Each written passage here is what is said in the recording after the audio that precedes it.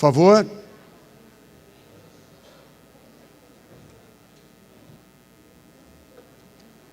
Segundo painel, a ideia é aqui um formato de discussão, é uma rodada de discussão entre atores da Política Nacional de Resíduos Sólidos. Então, aqui nós vamos ter participações mais rápidas para provocar ainda mais o debate, como já ocorreu no painel anterior. Eu chamo à mesa o Mário Guilherme Seben, presidente do Sindiresíduos, o Alex Cardoso, dirigente do Movimento Nacional dos Catadores de Materiais Recicláveis,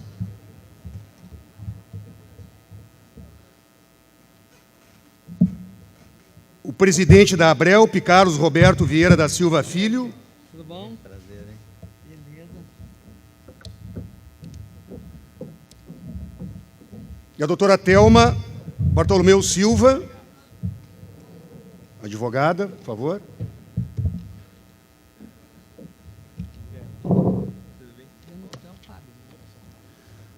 Para mediar, então, esta rodada de discussão, nós temos à mesa o Mário Guilherme Seben, presidente do Sindicato das Empresas Operadoras de Resíduos do Estado do Rio Grande do Sul, Sindiresíduos, conselheiro da Federação, integrante do grupo de trabalho encarregado de implementar o processo de logística reversa para lâmpadas no Brasil, junto ao Ministério do Meio Ambiente. Mário, a palavra está contigo. Bem, boa tarde a todos, boa tarde aos participantes aqui da mesa. Primeiro de tudo, agradeço sinceramente o convite de estar aqui presente, especialmente nesse primeiro painel. Como é bom estar entre pessoas que conhecem, né, que entendem bastante do assunto de que falam. Mas nós estamos um pouco premidos pelo tempo, então vamos dar início imediatamente ao nosso debate com o Alex Cardoso, do Movimento Nacional dos Catadores de Materiais Recicláveis. Ok? Contigo, Alex. Tem uma apresentação ali, mas o tempo é curtíssimo, né? É. Então, eu vou tentar contribuir sem seguir a lógica lá da apresentação, porque vai ser muito difícil, tenho certeza.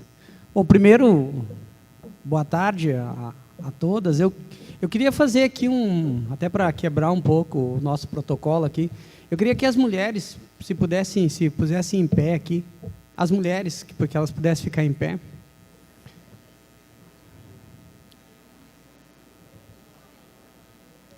Eu só queria primeiro que a gente pudesse bater uma salva de palmas para as mulheres. Obrigado. Estão em e maioria, dizer que quase em todos os eventos a maior parte são mulheres. Eu canso e acho que me irrita até de só ser chamado de senhores quando está o palco, sendo que as mulheres são parte principal, principalmente nessas questões de vida, de meio ambiente, de defesa. Então, as mulheres, então, o meu calor aqui, o meu fraterno abraço, por vocês estarem sempre presentes e ser sempre a maioria, então, sintam-se contempladas aí na fala, viu? Mesmo quando são chamadas de senhores, né? Bom, então, meu nome é...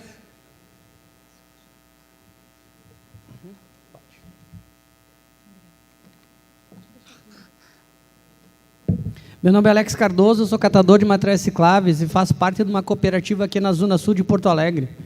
E eu faço atuação no Movimento Nacional dos Catadores já desde a formação do movimento em 2001.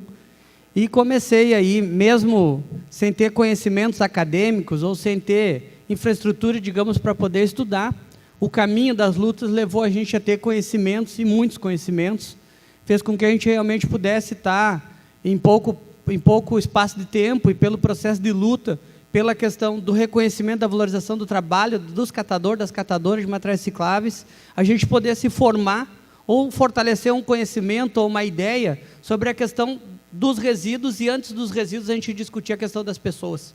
Porque é muito natural que as pessoas venham a discutir resíduos e esquecem muitas vezes de que quem produz esse resíduo, ou a serviço de quem está esse resíduo, ou para que serve, para quem serve, isso acaba não sendo discutido.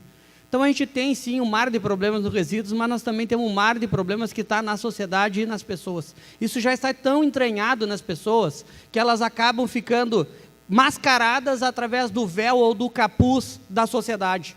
Quando se diz que isso é um problema de prefeitura, eu já começo a ver qual prefeitura, qual é o nome do prefeito, qual é o secretário, quem são os técnicos, quem são os responsáveis da área. Porque não dá para responsabilizar a prefeitura como um todo, e sim nós começamos a responsabilizar pessoas. Porque essas pessoas é que têm tarefas, essas pessoas que têm que cumprir determinadas ações para que as coisas de fato aconteçam. É a mesma parte na sociedade como nós vamos discutir resíduo. Nós temos que discutir de fato quem são os fabricantes, quem são os comerciantes, quem são os transportadores, quem são de fato que pensam nessa questão da produção de resíduo. Porque quando eu enxergo que um resíduo ele é produzido e ele não tem reciclagem, eu quero perguntar quem é que ganha com isso. Porque a natureza não ganha, se a natureza não ganha, esse troço já não deveria mais ser fabricado a nunca mais, porque senão só visa dinheiro. Então, a gente começar a fazer esses questionamentos, porque o fato principal que a gente está vivendo é uma demagogia da gente dizer que está fazendo algo e está fazendo algo ao contrário. E aí, então, é melhor não fazer. Porque para que serve política se a política não é para ser executada? Nós estamos em ano de 2016... e nós temos um monte de gente que tem latifúndio de diploma para discutir a questão da situação dos resíduos. Latifúndio é quando tem 500 tipos de mestrado diferente e não consegue ter um debate que consiga ter um projeto plausível, que consiga envolver a sociedade, envolver os seus agentes, para poder fazer com que o processo do resíduo aconteça de ponta a ponta. Porque eu não consigo pensar em ter uma parte de gestão de resíduos, sendo que ainda a maior parte dos catadores ainda vive numa situação como essa aqui, ó. Essa situação aqui da maior parte dos catadores, puxando carrinho, ou vendendo ferro velho, ou trabalhando com carroça. Essa foto aqui é muito bonitinha, do ano de 1500, lá na França, no ano de 1500. Quem é que já viu essa foto aqui? Ou catadores nessa situação aqui nas cidades, levanta a mão, só para nós ver. É isso que eu quero mostrar para nós mesmos, ó. Porque a gente está nessa situação ainda, discutindo uma série de questões. Luz é uma política que ela tem os viés globais na questão de logística reversa, na questão de responsabilizar todos os atores na cadeia, de responsabilizar as prefeituras, de colocar os atores fundamentais para fazer a gestão política do negócio, ou seja, de poder ver quem está fazendo e o que não está fazendo, de poder punir quando for para punir, mas essas partes ainda de fato não estão acontecendo. E a minha preocupação é, nós estamos ainda com mais da metade dos municípios brasileiros depositando seus resíduos em lixões. O que tem a ver um negócio desse? É porque quando a gente vê lixão, a gente pensa que não tem dinheiro no negócio, mas tem. Tem muito dinheiro que está aí por trás, sim. Porque o resíduo, para ele ir lá no lixão, tem que ter transporte. Tem que ter um sistema de logística na cidade, um sistema de propaganda para que as pessoas botem os seus resíduos lá fora no horário determinado, e alguém ganha muito dinheiro com isso. Alguém ganha muito dinheiro com isso e aí quer que esse sistema continue para sempre. Porque não está avisando a questão do meio ambiente, a questão social e a questão ambiental. Está preocupado muito mais com o seu bolso. E aí, claro, que a gente está careca de saber de que o negócio de meio ambiente não adianta tu querer discutir para depois. O negócio já era para ter discutido antes. E o agora, se nós não fazer, o problema vai se acarretar maior. Eu quero ver quem é que vai querer comprar ar depois com o dinheiro, porque a gente pensava que não ia comprar água 10 anos atrás. E o negócio agora é bem real. Nós temos que ligar para comprar água se nós quiser. Então, as questões são muito práticas. Aí eu fico me questionando sobre muitas questões que vêm a mim, assim. Primeiro, de olhar para esse sistema social, esse sistema de organização da sociedade, de ver a estrutura podre e burocrática, porque é o que nós temos. Uma estrutura que não importa qual é o presidente, não importa qual é o senador, qual é o secretário, porque a estrutura está podre. Ela está com umas certas formas de burocracia que não serve para fazer com que a gente consiga avançar. Ela serve só para enquadrar e dizer que determinados pensamentos não são bem vistos, que determinadas ações não podem ser aceitas. E aí os projetos, que podem ser bons, eles demoram para executar, e quando chega o seu dia de executar, as pessoas aos quais já morreram e não conseguem mais fazer. Porque os processos que nós temos, enquanto pensamento, eles já estão superados sobre a questão da estrutura, porque nós somos seres humanos e estamos sempre em avanço. O problema é que a nossa estrutura não está avançando. E a gente não está avançando enquanto estrutura, nós também estamos deixando para trás aquilo que deveria de ser prioridade. E prioridade é, sim, a natureza, a vida, as crianças. É essa parte que faz com que a gente realmente faça nós levantar cedo de manhã, frio como é aqui no estado do Rio Grande do Sul, para poder fazer mais uma vez, ou criar mais um dia de luta, mais um dia que tenha vitórias. É um prazer, sim, ter uma casa cheia como essa, de poder ver que nós temos muitas pessoas, muitos cidadãos, que poderiam estar em outras ações e estar aqui discutindo sobre a questão dos resíduos. Mas também é muito importante que vocês façam a cobrança de quem realmente tem que fazer as ações acontecer. Porque, caso contrário, nós vamos ficar sempre refém de uma meia dúzia que deveria de fazer as coisas e acaba não fazendo, se escondendo nessa carapuça de que é muito difícil. A 2010 foi colocado para encerrar os lixões. Já se passou 6 anos e já tem o debate para botar para daqui 2020. Se eu for olhar o Brasil como um todo e pensar que esse país ele é muito grande, tem muitas pessoas e muitas toneladas de resíduos, vai ser difícil de eu poder resolver o problema. Mas se eu quiser realmente resolver, eu tenho que ter um planejamento, distribuir as regiões, as pessoas, saber quais são os problemas, levantar dados, informações, conseguir entender quais são os processos, quais que são as questões que envolvem e o que faz as pessoas realmente poder sentar e discutir. Por exemplo, a festa de Baião aqui no Sul não vai dar para fazer para chamar gente. Agora, se nós fazermos um CTG, nós vamos chamar a galera para fazer o negócio. Então, criar formas que chamem as pessoas para poder discutir e poder entender, de fato, como que a gente pode agir para fazer as coisas acontecer. E aí, planejar do pequeno para o grande. Porque se nós temos 3.000 lixões abertos ainda na cidade, quando é que nós vamos planejar para começar a fechar o primeiro, o segundo, o terceiro, até chegar ao último lixão? Porque dizer que só tem 3.000 lixão, isso eu escuto desde 2010, quando foi aprovada a Política Nacional de Resíduos Sólidos. Eu acho inadmissível, sim, nós ainda ter que estar discutindo sobre questões que já foram erradicadas em outros países, que já foram vencidas no debate na sociedade, quando a gente discutiu, por exemplo, o Plano Nacional de Resíduos Sólidos, que é uma forma de implementar a Política Nacional de Resíduos Sólidos. Ou quando a gente ainda precisa entender e interpretar as questões da política, é uma coisa que já tem, como se diz, 6 anos para a sua parte de execução. Então, é dizer que é claro, que eu acho que os processos maiores que a gente tem que evidenciar agora é de olhar para essa realidade, do que tem de muitos pensamentos, muitas ideias, poder olhar para quem serve, quem vai se dar bem nessa história e o que realmente pode mudar. Porque, na prática, o problema hoje, para a questão dos resíduos sólidos, não é mais dinheiro. Não é mais dinheiro, porque nós temos muito dinheiro que está sendo investido na parte da gestão dos resíduos sólidos, mas esse dinheiro, infelizmente, ainda não está servindo para o óbvio, que é defender a vida, defender o meio ambiente, defender a natureza. Muito obrigado.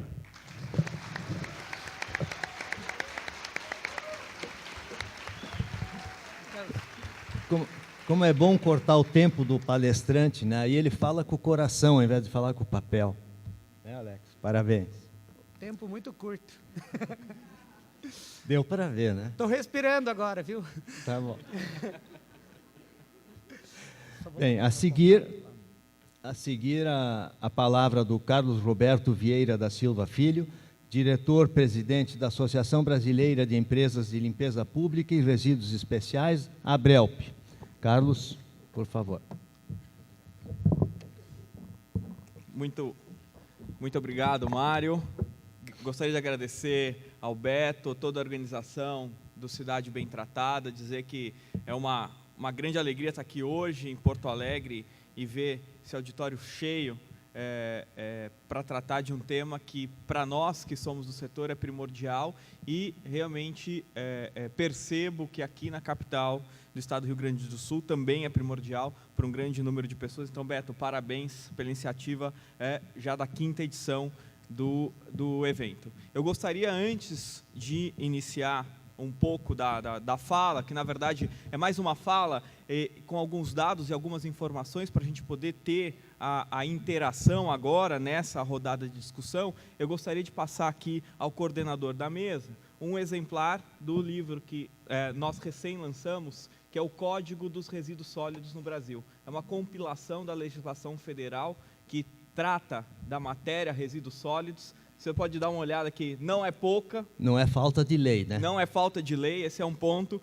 Esse é a segunda obra que vem na esteira da nossa contribuição para discutir um pouco desse aspecto legislativo. O primeiro livro, que foi PNRS, O que diz a lei, lançado em 2012, traz comentários à Política Nacional de Resíduos Sólidos, já está hoje na 3ª edição, e agora nós lançamos, no mês de maio, esse Código dos Resíduos com essa compilação da legislação federal, que a gente pode ver que realmente estamos muito bem servidos de lei. Isso tudo porque hoje o que nós entendemos é que o lixo, como a gente diz popularmente, é um assunto do momento. A gente vê quase que diariamente notícias nos jornais, nas revistas, na televisão e, infelizmente, hoje a questão dos resíduos sólidos é uma das principais preocupações, inclusive para os Jogos Olímpicos do Rio 2016. A gente tem visto aí o grave problema que tem sido na questão da limpeza da Baía da Guanabara, de outros locais onde vão acontecer os Jogos. Então, realmente é um tema que está na mídia. Mas isso não é um assunto exclusivo do Brasil. É um fenômeno mundial e a gente percebe que é um tema que vem carecendo, mas ao mesmo tempo vem ganhando atenção e priorização em diversas localidades do mundo, porque a má gestão dos resíduos sólidos afeta diretamente a qualidade de vida nas cidades. Cidades que hoje estão mais populosas, estão mais adensadas, e o que a gente percebe é que a tendência é de um aumento cada vez maior. Um dado que me surpreende a cada vez que eu apresento, que eu falo, é o dado que diz, em 1970, o planeta tinha 4 bilhões de habitantes. E em 2000, 6 bilhões de habitantes, ou seja, 50% a mais. Hoje, nós somos 7 bilhões de habitantes e a perspectiva é que vamos chegar em 2050 com 10 bilhões de habitantes no planeta, ou seja, mais 50% do que nós temos hoje. Porém, o problema não é só essa questão do crescimento da população, mas também a questão da urbanização desordenada. Nós temos percebido um movimento que vem acontecendo ao longo dos séculos e desde a Idade Média até hoje não mostrou nenhum sinal de refluxo, que é o processo de urbanização, que é o processo de migração do campo para as cidades. Na década de 70, 1/3 da população mundial vivia nas cidades.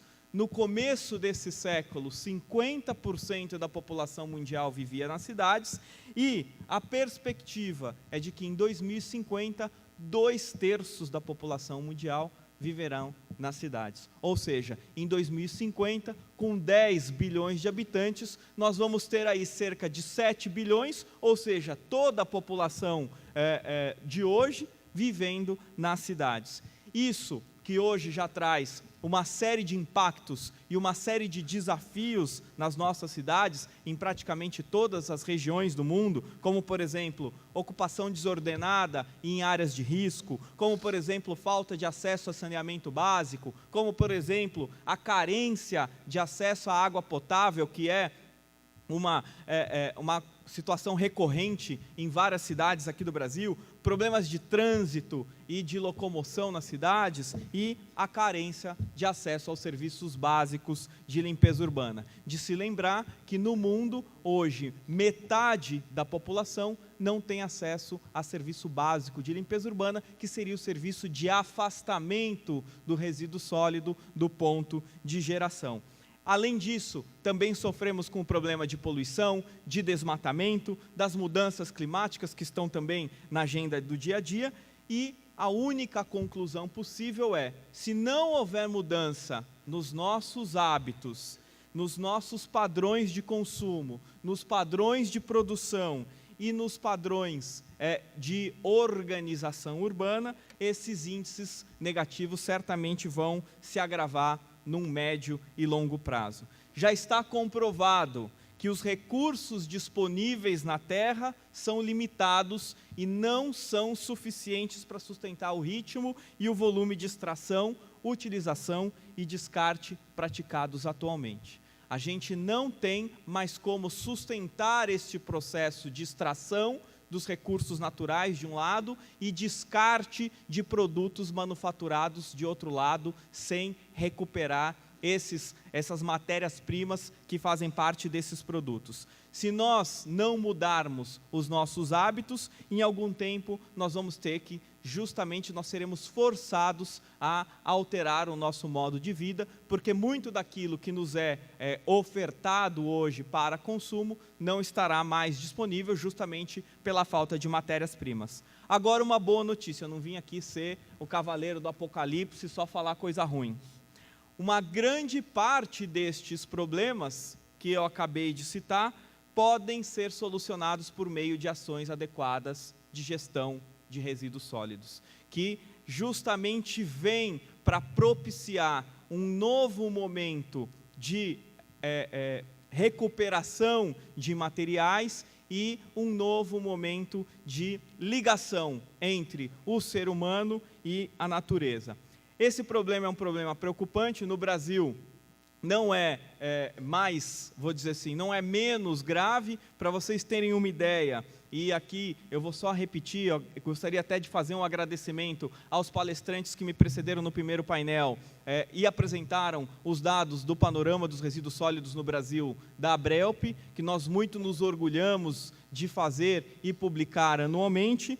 O Brasil, então, o dado mais recente de 2014 mostra que foram gerados 78,6 milhões de toneladas de resíduos sólidos urbanos, das quais pouco mais de 71 milhões de toneladas foram efetivamente coletados. Desse total de resíduos sólidos, só para a gente contextualizar, a região sul do Brasil responde por 11%. A geração de resíduos sólidos no Brasil cresceu 24% na última década, mas esse crescimento da geração não foi refletido da mesma forma, no mesmo ritmo, nas ações de gestão, nas instalações, na infraestrutura e nas boas práticas. Hoje, o país ainda sofre com mais de 35 milhões de toneladas por ano que vão parar em locais inadequados, ocasionando graves problemas de poluição, contaminação do solo, da água e do ar, isso sem falar nos problemas de saúde pública.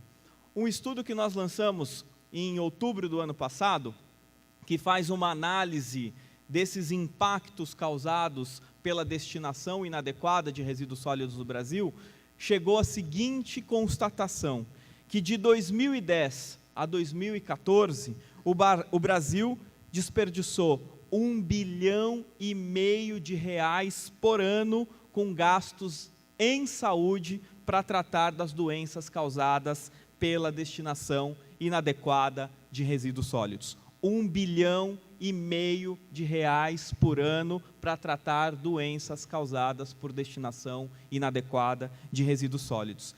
Se os nossos lixões continuarem abertos, como se pretende através de algumas iniciativas legislativas no Congresso Nacional, que também já foram mencionadas no primeiro painel, por mais 5 anos, nós vamos desperdiçar pelo SUS algo em torno de 18 bilhões de reais. Ou seja, nós estamos literalmente jogando dinheiro no lixo. Se a gente for comparar o que se gasta hoje para tratar problema de saúde causado pela destinação inadequada, e aquilo que precisa ser investido para cumprir com a Política Nacional de Resíduos Sólidos, que está em outro estudo feito pela Abrelp no ano passado, nós temos a constatação que, de um lado, nós vamos gastar 18 bilhões e, de outro lado, nós precisamos de 10 bilhões de investimento, praticamente metade do valor. Ou seja, a chave para o equacionamento de todas essas questões está no processo de efetivo cumprimento da Política Nacional de Resíduos Sólidos.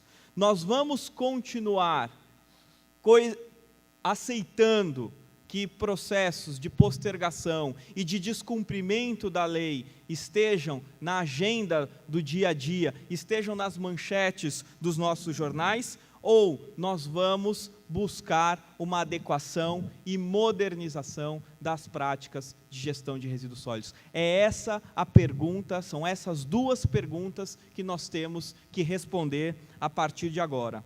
A política nacional trouxe disposições modernas, disposições avançadas e eu diria até mesmo audaciosas, mas ela está aí e nos dá o caminho para cumprir com as boas práticas na gestão de resíduos sólidos, nos dá o caminho através da hierarquia na gestão de resíduos sólidos, nos dá o caminho através da diferenciação entre resíduo e rejeito, com a obrigatoriedade de implantação da logística reversa. Ou seja, nós temos que ir para essas novas práticas e deixar para trás, já é o momento de deixarmos para trás o que hoje nós vemos de gestão de resíduos sólidos no Brasil, que mais se compara àquilo que era feito na era medieval. Na era medieval, em que nós não tínhamos uma coleta universalizada. Hoje, no Brasil, 10% do resíduo gerado não é sequer coletado. Na era medieval, em que nós não tínhamos reciclagem. Hoje, no Brasil, um índice otimista de reciclagem chega no máximo 3% dos resíduos sólidos urbanos. Na era medieval, em que nós convivíamos com lixões em cada esquina. Hoje, 30 milhões de toneladas por ano vão para locais inadequados. Ou seja, nós temos que tomar a decisão de transformar este momento e utilizar as oportunidades que nos são dadas, ou continuar convivendo com essas mazelas na gestão de resíduos sólidos, e uma delas o Alex muito bem colocou agora há pouco no início desse painel. O mundo de hoje já está muito avançado e próximo de uma nova era. O mundo de hoje já está muito avançado com a questão da intensificação das comunicações, das interações digitais, o acesso ilimitado a todo tipo de informação a hora que nós quisermos, o engajamento e compartilhamento de experiências maximizado pelas redes sociais, a internet das coisas, o Big Data, a quarta revolução industrial. Tudo isso leva a um novo tempo. E na gestão de resíduos sólidos não é diferente. O cenário mundial está caminhando a passos largos para transformar os materiais descartados em novos recursos, que possam ser aproveitados como matéria-prima, como insumo, como energia em novos ciclos produtivos. Nesse cenário, lixo não existe mais. Nesse cenário, nós não temos mais material imprestável, inservível, e é este olhar que nós precisamos trazer para o nosso dia a dia. Mas não é fácil avançar. Nós temos que criar os meios e as condições para viabilizar esse processo de mudança.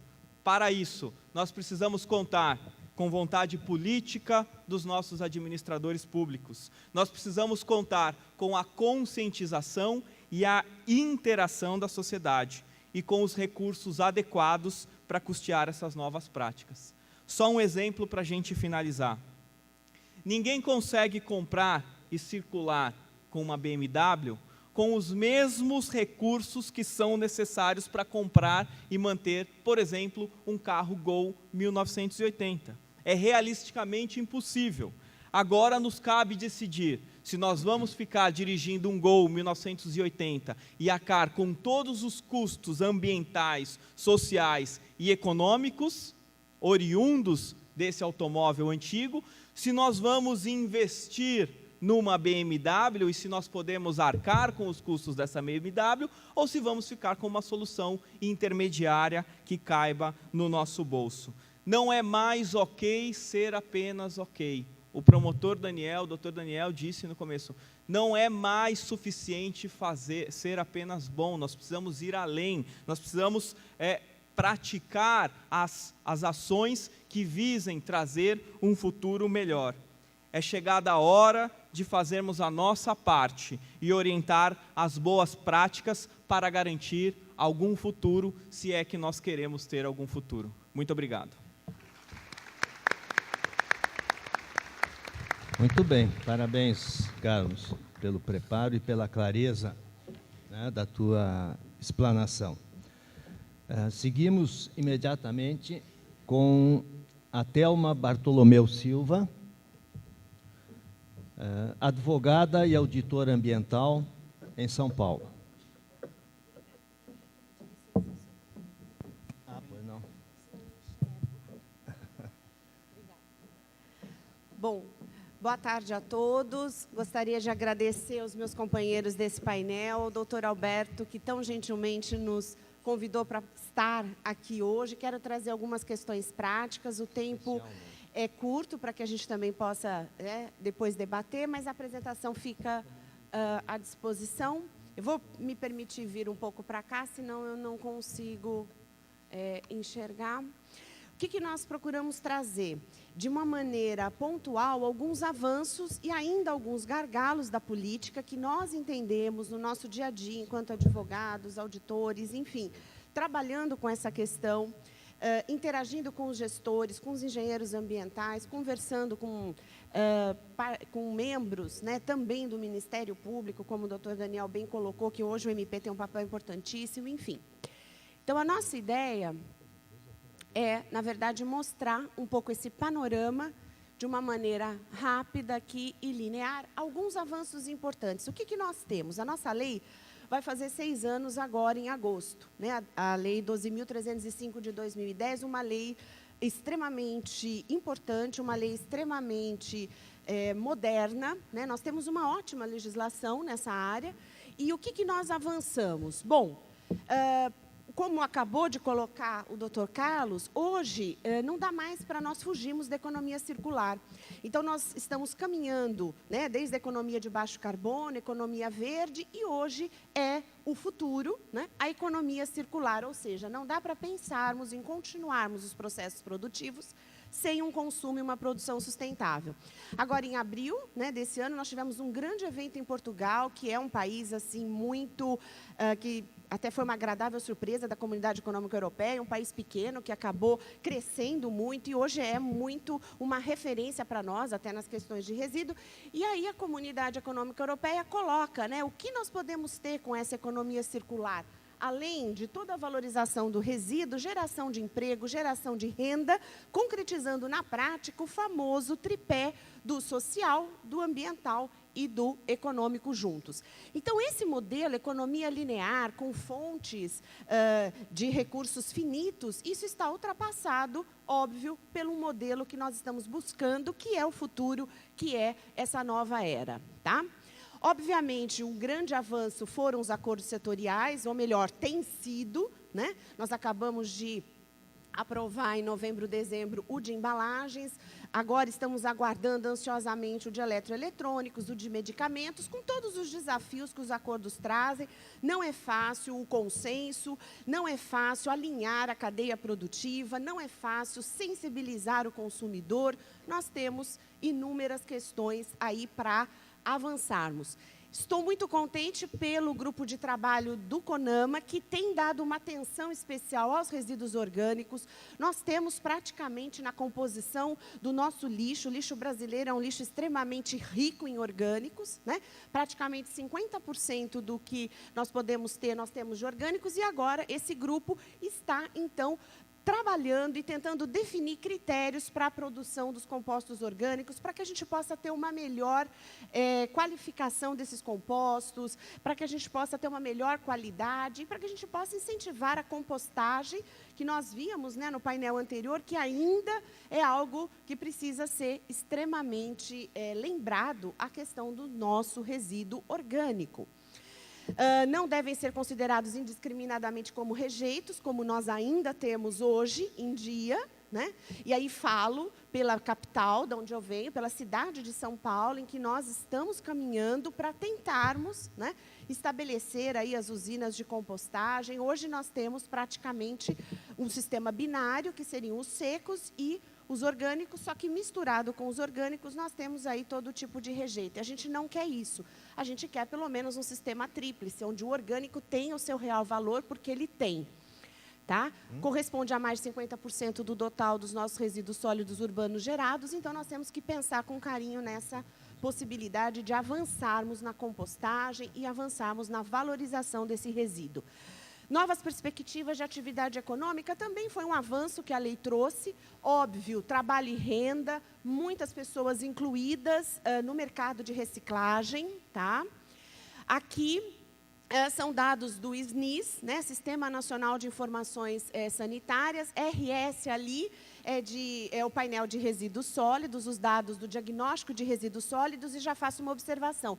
2014, porque ele é sempre posterior. Então, esse ano, em 2016, nós estamos trabalhando com os dados de 2015. Né? Mas olha quanto percentual de pessoas que têm sido aí, empregadas ou que estão começando, estão sendo inseridas no mercado de trabalho. Isso é um avanço que eu acho muito importante. Tá?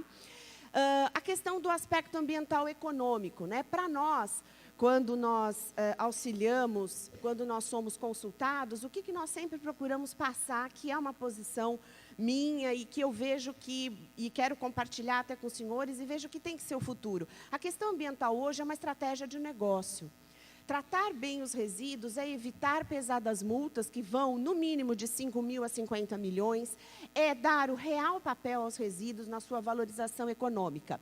Um exemplo de que todo esse movimento está acontecendo, ainda que a gente não tenha um contato direto, foi, desde 2014, uma resolução do Banco Central e depois um normativo da FEBRABAN, que, na verdade, esses dois instrumentos trazem regras para que o sistema financeiro seja mais cuidadoso ao liberar crédito para empresas que tenham um potencial poluidor, e aí nós temos uma série de regras. Mas também trouxe para o sistema financeiro uma ideia de governança, de política socioambiental.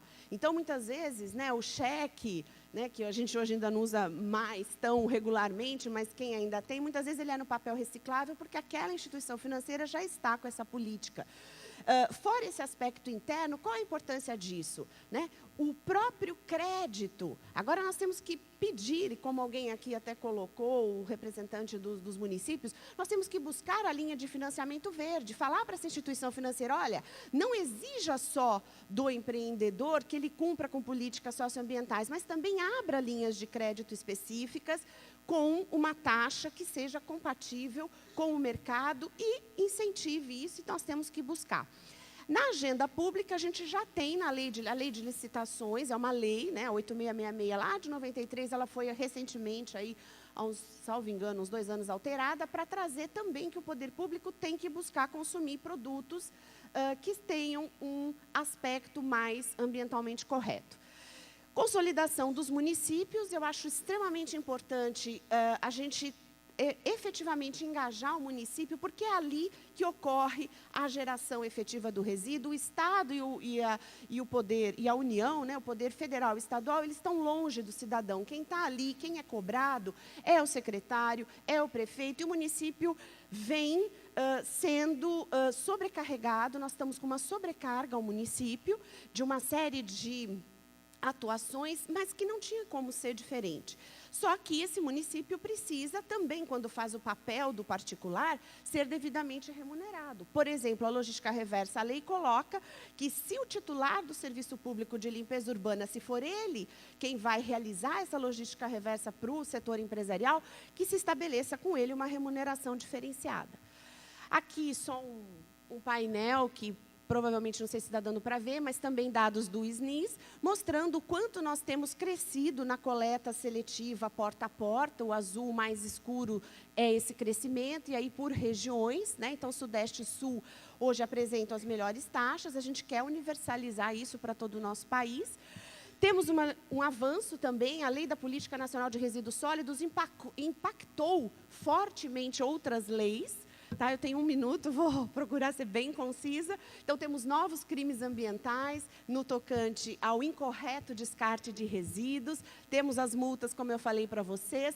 Temos uma previsão que eu acho que ainda é injusta, que é estabelecer uma multa caso o consumidor não faça a coleta seletiva, porque o consumidor é chamado a participar, fazer a coleta seletiva naquela cidade onde existe esse sistema, mas aí tem uma multa. Eu acho que aí não é o caminho. Nós temos primeiro que conscientizar o consumidor. Finalizando, gargalos e desafios. Os custos, como já foi falado, custos versus uma conscientização da taxa do lixo. né? Em São Paulo, né, doutor Carlos, a gente tem... São Paulo ficou com trauma de taxa do lixo. Infelizmente, a gente não teve um trabalho de conscientização da população e tivemos um sério problema lá de inconstitucionalidade dessa taxa, enfim, algo que nós vamos ter que superar.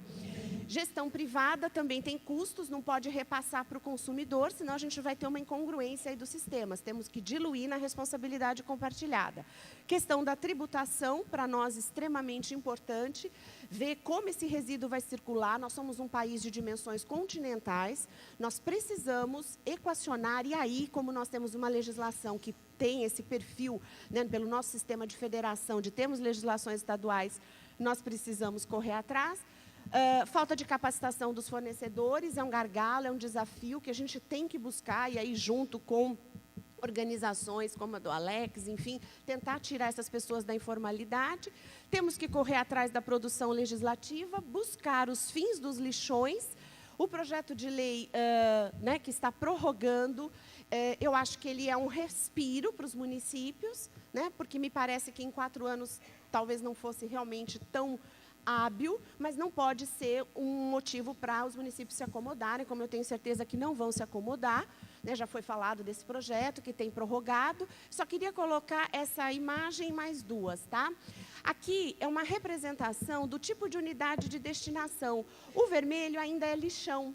Isso é o nosso país. O verde é aterro, região sudeste, e aqui a nossa região sul nós já estamos caminhando bem. Só para vocês saberem, é o penúltimo slide, é o extrato do CISNIS, né, para vocês acompanharem o diagnóstico do ano passado, 2015, vai sair até o fim desse ano. Aqui estão os meus contatos. A gente está tentando divulgar essa lei ao máximo, lançando aqui no Rio Grande, essa semana, um livro que é a Política Nacional de Resíduos Sólidos Comentada, artigo por artigo, está ali fora, numa linguagem bem acessível, para que todos possam conhecer. Se a gente produz resíduo é porque nós estamos vivos, né? E isso é bom, nós apenas temos que gerir bem esse nosso legado. Obrigada e foi um prazer.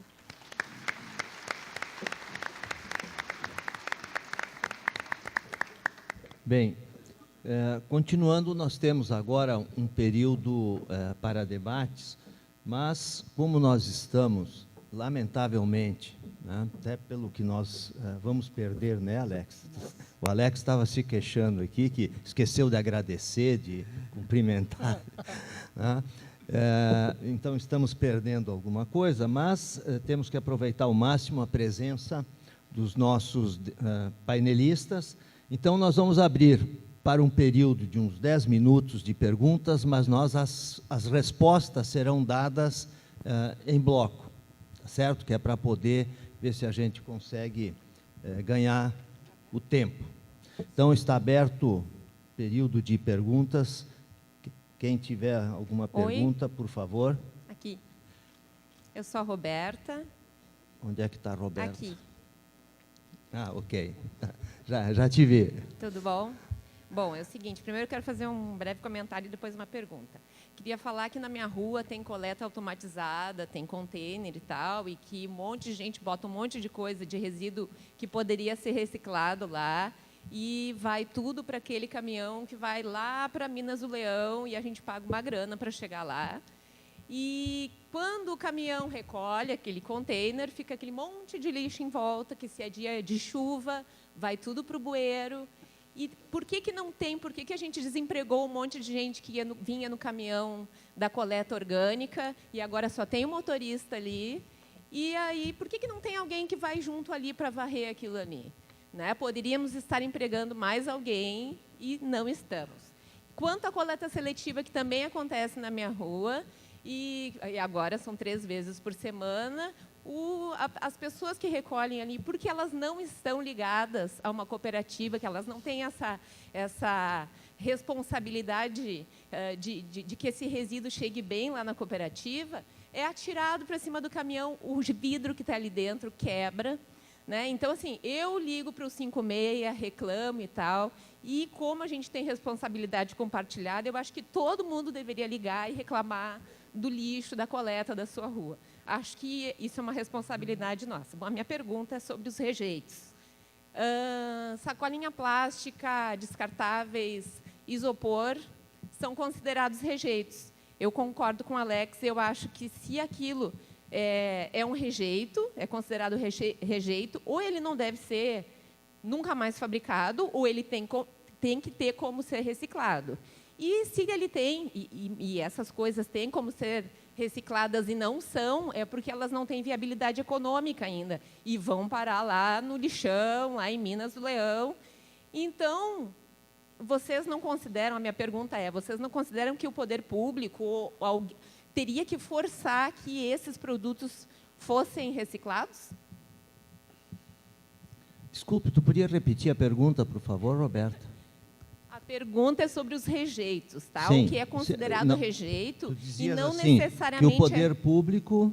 se o poder público não deveria ter políticas públicas que obrigasse a reciclar isso. O exemplo que o Daniel Martini nos trouxe, por exemplo, de ter uma calção, de ter alguma coisa que obrigasse o fabricante a recolher isso do mercado. Isopor, a gente sabe que pode ser reciclável. E ele vai parar todo lá no lixão. Por quê? Né? Por exemplo, a gente compra um eletroeletrônico e chega uma embalagem em casa com isopor. Por que eu não devolvo aquela embalagem cheia de isopor, que é absurdo, para o próprio fabricante? Por que eu não tenho políticas públicas que me obriguem a reciclar isso? Ok, obrigado, Roberta. Mais perguntas?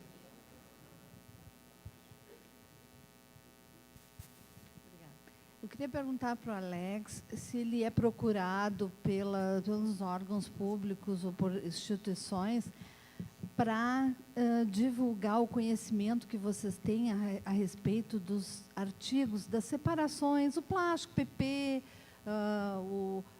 os diferentes tipos de plástico, todos esses conhecimentos que vocês têm, se vocês são procurados para ajudar nesse conhecimento, para que eles possam fazer o trabalho deles também, né? Mais alguma? Temos espaço para mais uma. Boa tarde. Boa tarde, meu nome é Simone. E uma das coisas que eu tenho curiosidade é saber como se encontram os acordos setoriais.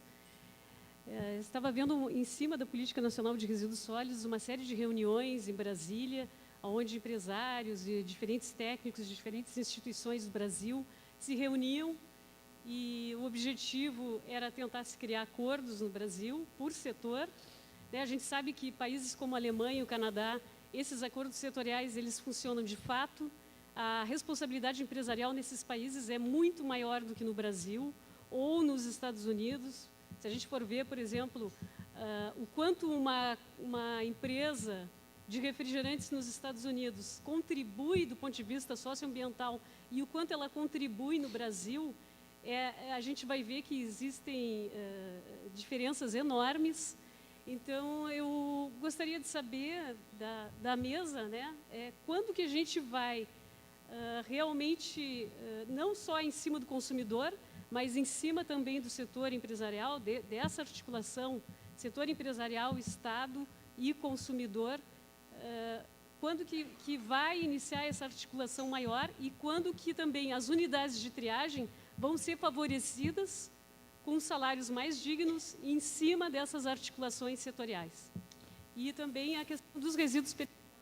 Gostaria de saber a quantas anda a questão das pilhas, das lâmpadas fluorescentes, do resíduo tecnológico, toda a questão, né, de resíduos de computação, etc. e tal. Tá eu acho que já faz tempo que a lei foi promulgada e, por enquanto, a coisa está meio lenta, né? Então, basicamente é isso. Ok.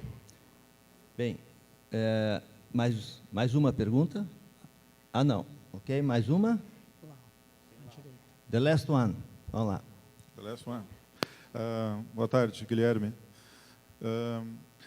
Eu me informei um pouquinho mais sobre esses assuntos aqui, porque eu tive que fazer um trabalho sobre isso num curso lá, um TCC lá. Então, assim, para o Alex, eu queria perguntar, né, para os outros também, mas focado no Alex, assim, ó, eu ouvi dizer assim, ó, que tem uma lei aqui sobre a região aqui, tá, Porto Alegre, aqui, que tem uma lei que vai obrigar aqueles catadores, os ambulantes que andam nas calçadas, eles vão ter que vai parar isso aí, eles vão receber uma indenização, né?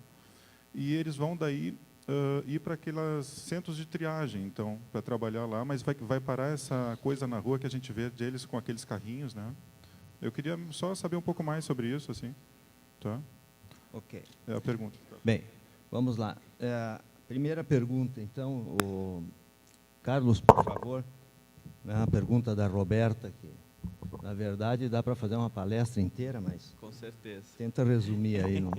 É tema de outra palestra, de outro painel. Já fica de lição de casa para o Beto. Bom, a questão da definição de resíduo e rejeito, a gente tem que pegar no termo do que está na nossa lei, que são duas expressões que eu diria que a gente precisa ter atenção, Roberta. Uma delas, ela diz que para você considerar um material descartado como resíduo ou que, vamos dizer assim, traga a necessidade desse processamento e então, portanto, o não enquadramento como rejeito, você precisa de ter o sistema tecnologicamente disponível, ou seja, a tecnologia para tratar esse material precisa estar disponível e na outra ponta precisa ser economicamente viável. O que a gente vê especificamente no caso das sacolas plásticas e do isopor é que em muitos casos essa tecnologia não está disponível de uma maneira ampla nos nossos municípios e, segundo, não se mostra economicamente viável porque a gente não tem escala desses materiais para realmente viabilizar esses processos. Ou seja, embora a tecnologia seja conhecida e possa realmente reciclar esses materiais, você não tem ainda essa viabilidade econômica, por isso que eles acabam sendo encaminhados para os aterros sanitários. Só um detalhe no caso das sacolas plásticas, que existe aí, eu sei que em várias cidades, uma grande discussão, o saco plástico hoje é o invólucro necessário para você acondicionar o seu resíduo domiciliar para encaminhar esse resíduo para o aterro sanitário. A gente não tem como, vou dizer assim, num sistema de gestão de resíduos sólidos, recolher os resíduos a granel. Você precisa condicioná-lo e isso é o saco plástico. A escolha cabe, vou dizer assim, ao administrador público e ao cidadão /consumidor, se ele vai comprar o saco de lixo no supermercado ou se ele vai usar a sacola plástica que ele também pode, no caso, comprar ou ganhar no supermercado ou na loja. O saco plástico, o efeito é o mesmo. E eu diria que, em termos estruturais para um aterro sanitário, é muito importante ter este material, porque se a gente fizer a comparação com a construção de um prédio como esse, o saco plástico seriam as vigas, seriam a estrutura do aterro sanitário para você não permitir que o resíduo todo fique, vou dizer assim, com uma massa disforme e, portanto, desmoronando. Então, a gente tem que entrar nessa discussão, existe muito preconceito, eu diria ainda, para a gente poder avançar. Na outra questão que você colocou, da coleta mecanizada, se não poderia ter um ajudante, etc., eu diria que não só poderia, como deveria. Agora, o que acontece? Os sistemas de limpeza urbana nas cidades são, vou dizer assim, orientados e estruturados de acordo com o orçamento público. Caso haja restrição do orçamento público, você tem também a devida adequação dos serviços, ou num espaçamento maior do serviço de coleta, ou com redução de pessoal, mas não dá, como eu disse na minha fala, não dá para você querer andar de BMW pagando o custo de um Gol 1980. Então é isso que a gente tem que adequar o orçamento com aquilo que realmente dá para ser feito. E ainda, Carlos, ela perguntava, o poder público não deveria obrigar a reciclar? Nós temos uma determinação na Política Nacional de Resíduos Sólidos que diz que os materiais colocados para consumo devem ser reutilizáveis, ou, e na medida do possível, recicláveis. Então, há essa determinação na Política Nacional de Resíduos Sólidos, determinando a reciclagem daquilo que é colocado para consumo. Mas, de novo, cabe a expressão que está num dos primeiros artigos da lei, que é das definições, desde que o processo seja tecnologicamente disponível e economicamente viável. Ok, obrigado, Carlos. E agora, Thelma, sobre a pergunta da moça que não se apresentou, né, de que a logística reversa, os acordos setoriais não estão funcionando, por que não funcionam, por que demoram, por que mais, né, te dou mais uns porquês aí. São tantos porquês, né? Bom, tentando responder, né? E aí nós temos também que trazer para esse cenário uma agravante política institucional. Quando a lei foi promulgada, ela trouxe, no artigo 33, vários segmentos que devem estabelecer a famosa, né, logística reversa. Alguns desses segmentos, como agrotóxicos, por exemplo, pilhas e baterias, já vêm trabalhando essa questão. Então, agrotóxicos é um ícone, o INPEV é um instituto que realiza isso de uma maneira exemplar, tem funcionado bem, não sei se 100%, mas 98% a gente tem notícias de que é um sistema que as pessoas se adequaram, se acostumaram, começaram, se engajaram, a cadeia entrou no esquema, no sentido bom da palavra, tá? Então, o que veio acontecendo? Ao longo desses 6 anos, daqui a pouco, nós começamos a trabalhar, então, esses acordos setoriais e está todo mundo muito assustado. Por exemplo, né, a gente tem o de lâmpadas, que foi assinado lá praticamente em março de 2015, que está aí engatinhando, lâmpadas fluorescentes. A gente tem um que funciona bem desde 2012, que é o de óleos, as embalagens dos óleos, né, lubrificantes. Pilhas e baterias, a gente tem resolução CONAMI, temos um sistema paralelo que está funcionando, mas que não é ainda o ideal, tem muito para fazer nesse segmento. Provavelmente, depois que a gente acabe os segmentos que nada existe, a gente vai voltar para esses em que já tem alguma coisa exatamente para aperfeiçoá-los, tá? Hoje, a gente tem o recém-assinado Embalagens em Geral, que foi um trabalho hercúleo, né, da coalizão, e aí trabalho super exaustivo do sempre, a gente tem que fazer essa homenagem, inclusive, todo mundo tentando se enquadrar, mas, na prática, hoje a gente está na fase 1, né, ele vai ser desenvolvido aí em 2 fases, a fase 2, como nós vimos, vai começar lá a partir de 2018, e nessa fase 1 a gente está vendo que é uma fase de verificar como é que está a situação, qual é o status e meio, o que eu posso começar a fazer, bem inicial.